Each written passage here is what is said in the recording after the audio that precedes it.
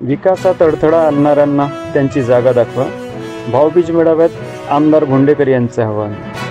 भंडाऱ्यात विकास कार्य होत असताना विकास विरोधकांनी हस्तक्षेप केला, ज्यामुळे होत असलेले कामे थांबली आहेत।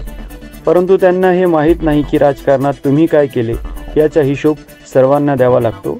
आपल्या राजकारण करीत होत असलेल्या विकासाचा विरोध करणे हे संकुचित मानसिकता आहे। म्हणून आपल्या भंडाऱ्याच्या विकासात अडथळा आणणाऱ्यांना धडा शिकवण्याचे आवाहन आमदार भोंडेकर यांनी केले।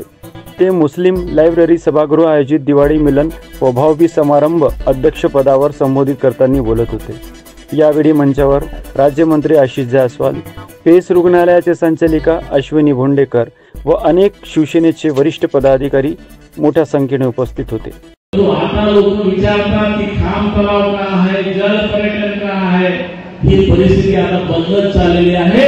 आपल्या तुमच्या सगळ्या साक्षीने सांगतो, भंडारा असा मजबूत बनवायचा आहे की लोकांना हेवा वाटेल, लोकांना वाटेल की विदर्भामध्ये सगळ्यात सुंदर जर कोणी असेल तर भंडारा शहर आहे, असा भंडारा शहर आपल्याला बनवायचा। आणि बाबा जोंधळे यांना प्रणाम करते।